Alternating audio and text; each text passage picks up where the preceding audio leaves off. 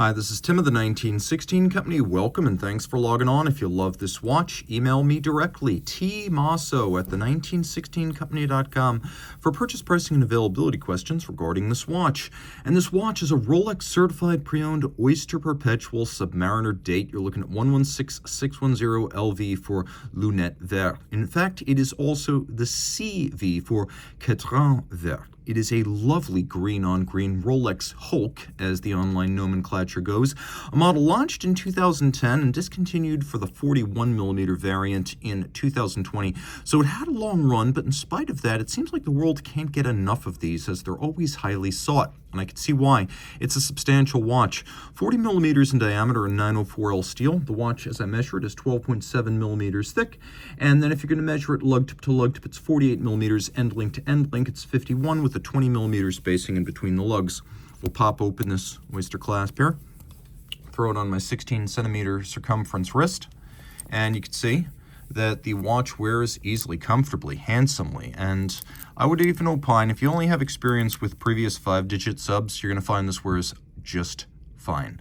So if you can wear a 40 of the previous reference, you can wear this. The super case, so-called, because of its sheer sides and squared off lugs and greater stance on the wrist, it is bigger, and the watch does visually read larger than the previous models, but I also find that it fits. So if you can wear the old one, you can wear this one. Let's say it'll fit on a wrist of 15 centimeters circumference or smaller, and again, my wrist is 16. Reasonably thin, one of the thinnest mainstream 300-meter divers you're going to encounter. You can see it's sliding under my glove here. It will also slide underneath the cuff. The watch features 904L steel, which is a type of nickel-intensive stainless steel that is particularly resistant to corrosion in the presence of various agents like industrial acids and, perhaps more pertinent, various types of salt encountered in sweat and the sea. So you don't need to rinse it, it won't rust. In fact, some 316 steels will actually rust after exposure to salt. We have here an Oyster bracelet with a conforming end link. It tapers a little bit down towards the clasp. You can see the tops are satinated, the flanks are polished. We have removable links here fixed by screws. I've got a little intermediate links here in half size, so you can fine-tune the fit. And then inside, this is one of the privileges of getting a Rolex diver, you have a glide lock system, so 20mm of tool-free adjustment in 2mm increments, so you can pull it out all the way for use over a dive suit, or you can fine-tune the fit. You can even use it over a thick winter coat or sweater if you don't like to dive, but you do wear heavy clothing in cold winters. Now we've got this lift lock system with a beak and a hook, and you can see it's articulated and spring-loaded. That's the first lock. So that locks once, the clamshell locks again, so it's actually double locked. You have this little curve so you can dig your nail in, even with a glove underneath the 5-point cornet, and then open it all up. Rolling around to the case, you can see what I mean when I call this the super case. If you're familiar with the old perforated lugs or the beveled lugs or the narrow lugs, this is quite butch. It's got a lot of presence, it's got a big imposing stance on the wrist, but it does still wear like a 40.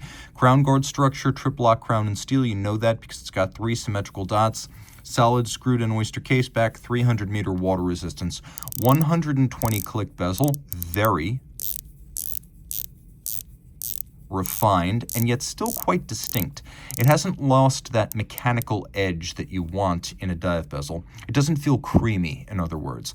We've got actually a sapphire-capped bezel pearl, which was one of the refinements you get on a Rolex, and then we've got a Cerachrom ceramic bezel insert, and then PVD deposits of platinum for the numerals and the indices so that they will never tarnish, oxidize, or discolor. The green ceramic is extremely scratch resistant, so it's an upgrade over previous generations' aluminum inserts.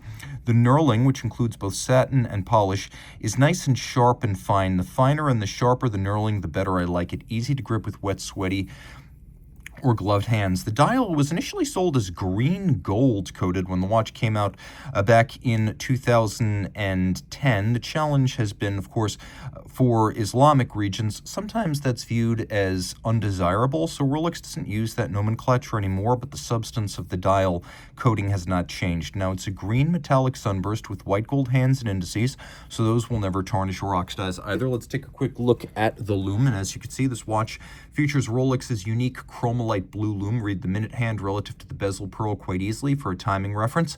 And while not every dive watch has a lumed seconds hand, they really should, because it's a safety feature when you're diving in the dark. Rolex gets that right.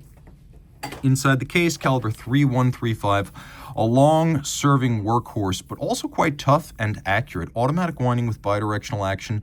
The movement's a COSC certified Swiss chronometer.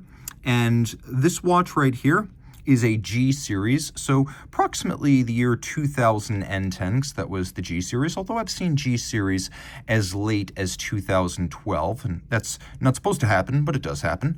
The movement, chronometer certified. Remember, chronometer applies to the movement, not the watch. 5-position adjusted, 31 joules, 4 hertz beat rate, stop seconds, quick set date. It's got that 48-hour power reserve. It's got a full balance bridge and a free sprung balance for shock resistance. It's got an overcoil hairspring for isochronous operation, no matter what position the watch winds up in on your wrist or on your dresser at night or while diving. And then that hairspring is blue oxidized niobium zirconium, so highly anti-magnetic. And the watch, of course, featuring all Rolex parts, including things most brands don't make, like their own lubricants. So it is an all Rolex caliber. If you love this watch, reach out to Team Mosso at the1916company.com for purchase and pricing details. Rolex Certified Pre-Owned watches are backed and authenticated by Rolex. Should any reconditioning be necessary, it will be to a Rolex Certified standard, and any parts invested, Rolex Factory Original. Should the initial retail box, paper, and accessory set still accompany the watch, it will be included with the sale. But no matter what, a certified pre-owned box and paper set starts with an outer box, a leatherette travel pouch with suede lining, a warranty card that embodies the 2-year globally valid Rolex-backed warranty. Note, this is not a retail warranty, but backed by Rolex and actionable at any of its authorized points of sales and service. A leatherette wallet includes the warranty terms and conditions manual.